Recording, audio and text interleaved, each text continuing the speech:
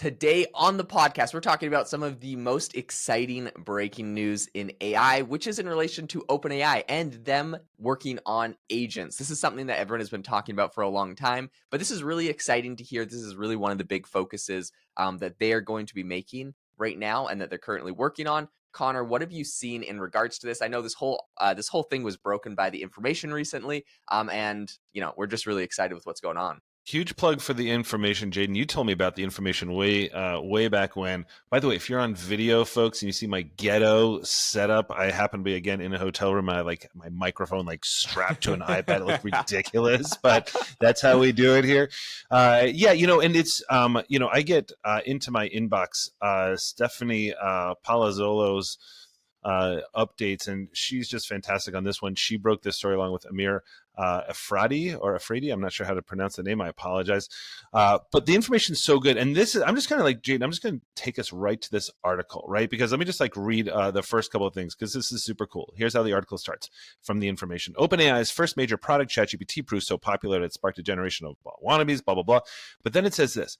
OpenAI is developing a form of agent software to automate complex tasks by effectively taking over a consumer's device. The customer could then ask the ChatGPT agent to transfer data from a document to a spreadsheet for analysis, for instance, or to automatically fill out expense reports and then enter them into accounting software. Those kinds of requests would trigger the agent to perform the clicks, cursor movements, text typing, and other actions humans take as they work with different apps, according to a person with knowledge of the effort. So, Jaden, when I saw this, this sparks a whole new way of looking at generative AI. And it feels like ever since, do you remember when Sam Altman was up there, Dev Day, back in, I think, November, before all the craziness happened, and he started to talk about GPTs, but he introed them by saying, I know everybody wants to talk about agents, baby steps here. And I think the information is sort of saying, hey, there might be more to this story and what's going on behind the scenes that people know. Yeah, I think what's interesting here is they said that they've been working on this for over a year. So this has obviously been a big focus, right? As much as they'll shy away from the topic, this is really where they're going. I think this is no surprise. We see companies like Adept who have raised, millions and millions of dollars to do the same thing. And Adept is literally spun out from some previous OpenAI employees. So OpenAI understands what's going on, and they're working on this as well. And what I will say is this sounds incredible, as a tool, technology. But I will say that I don't think OpenAI is the only one. Of course, there's Adept, but also Microsoft in their latest Microsoft 11 Copilot that they've announced they're going to be releasing in the next version of Microsoft is going to have a Copilot that effectively I think is going to be able to do a lot of this stuff because it's built into your operating system. You tell it to do something, it's going to be able to click around on your computer.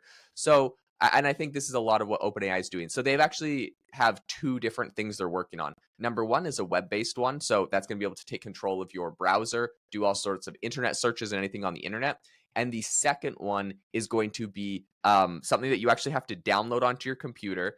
And it's going to be a software that runs and it's able to do everything on your computer within your files or within software or other things like that. So this is so fascinating. But my question to you, Connor, is do you think this is the right direction, or do you think beyond just the level of dystopian, I don't know, is this the right direction for where AI should go? Because I have my own thoughts on this, but I'd love to hear yours. I think so.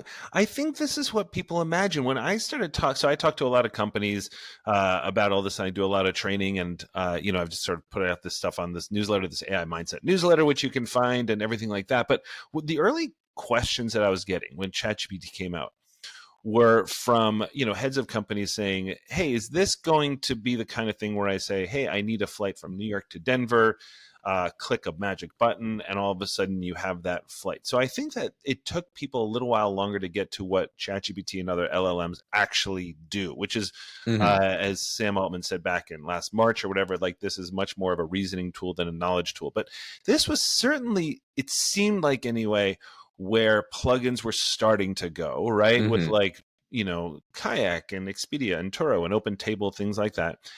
And then all of a sudden, people were realizing this isn't really working. But I think so. So I think sort of like this is what people actually want. They want this, and this is why I think the Rabbit R1, the device that sort of like blew up at CES in Vegas, I think that's what people are so excited about. Less about, oh, now I have this big boxy thing that looks like a speak and spell to be able to talk to ChatGPT that I have to carry around in my pocket, and much more like, well, if this thing can actually book me a flight, then that's great. So my question sort of like around that then is, is this what Rabbit is actually able to do? I will say that I'm, God bless them, I'm a little skeptical. They do have this large action model instead of large language model, which again, sort of the name implies that this can do this. I didn't hear about the Microsoft thing, Jaden. You're breaking this news to me for the first time that Copilot may have this built in. So anyway, my take is that this is what people want, but I want to hear your take on this.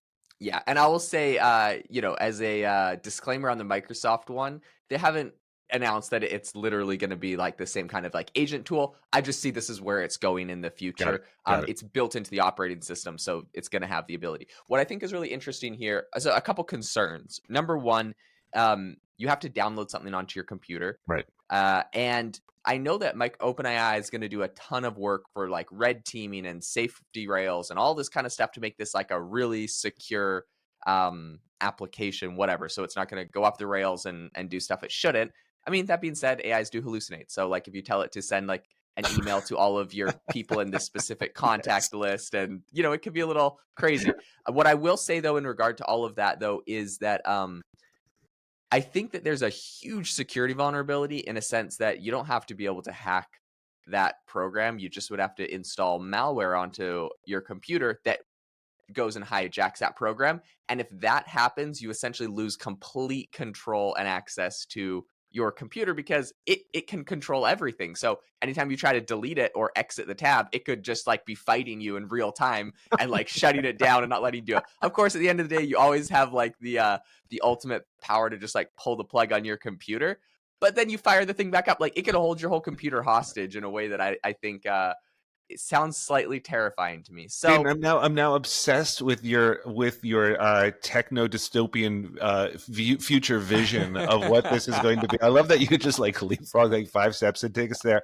Well, Jaden, let me ask you this then, like because a lot of people sort of right away, because I was posting about this on LinkedIn too, and I got a lot of people saying Apple is never going to allow that. So I mean, hopefully there are certain thing. I mean, look, OpenAI I think has a phenomenal red team, and I think we've seen that. But I mean, yeah, in terms of the hardware aspect of this, what happens to people in the Apple ecosystem? Is this even going to be something that they would allow? I didn't think about that. I don't think Apple will get this. I could be completely wrong, but I'm 80% certain this won't be able to come to our Apple devices, which no, it won't be able to, because when you look at like phones and stuff, like Androids, you can give them like permission for apps to like go crazy and do everything. Yep.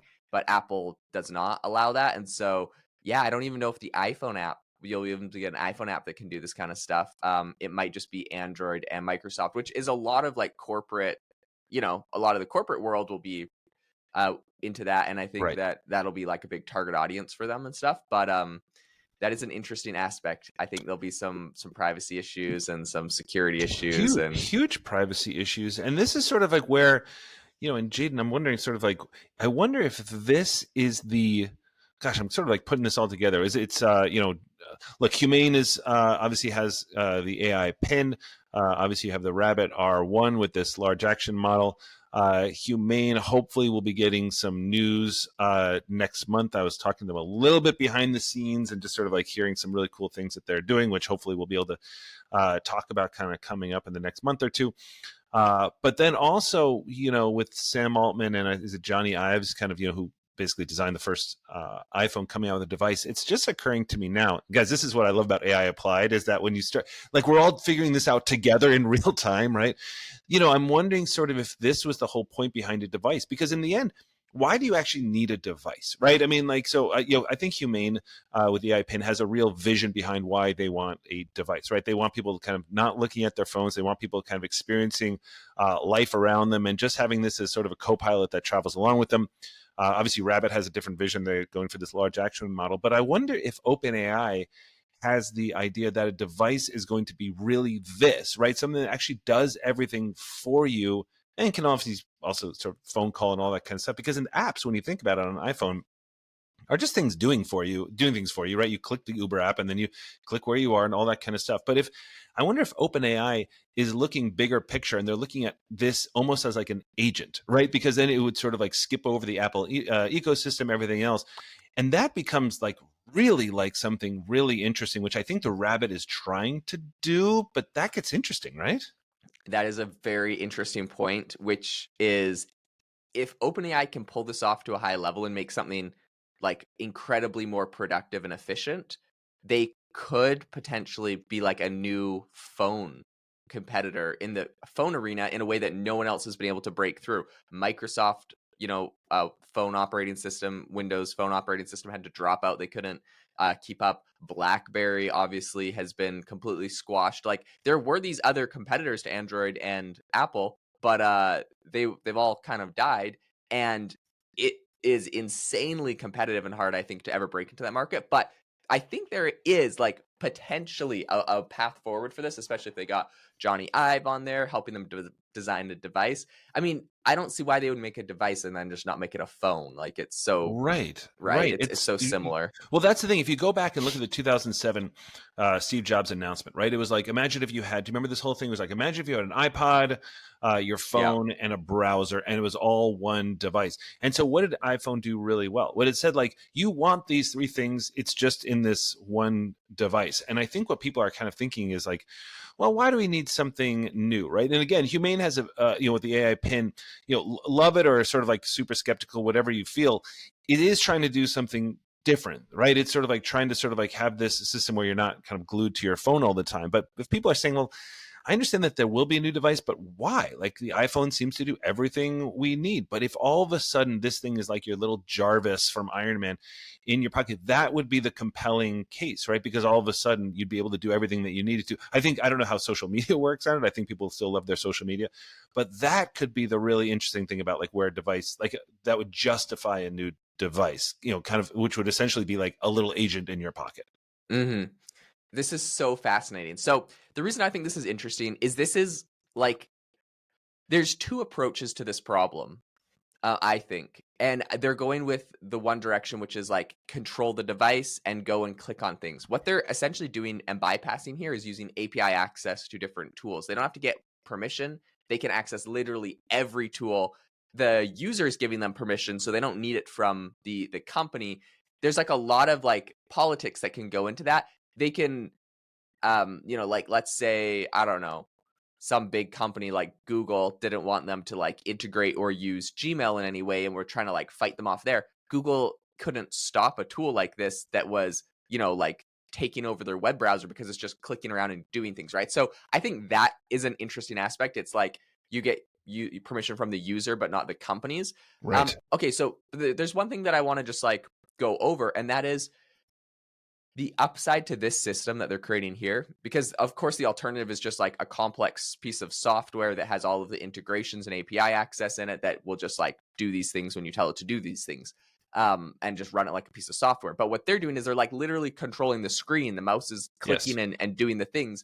And I think what I like about that is that you get receipts in real time. It's like when you're building something or debugging something and you can see like you run your code and it gives you like, the red lines of where the errors are, or like when you're making a ChatGPT prompt and you like try it, oh, it's not good, tweak it, try it again, oh, it's not good, tweak it, okay, this is what I'm going for, right? Like, so whether you're a coder or not, I think you can relate. You can see in real time what it's doing, and you can see, oh, it's going in the wrong direction. I told it to do this, Mm-hmm. but now it's like opening LinkedIn. I said, Facebook, okay, like stop it, close the tab, right? Or like whatever you do. So you can see it in real time. Whereas like with the software, you just click go and it runs the whole process and you're like, oh, did it do it right?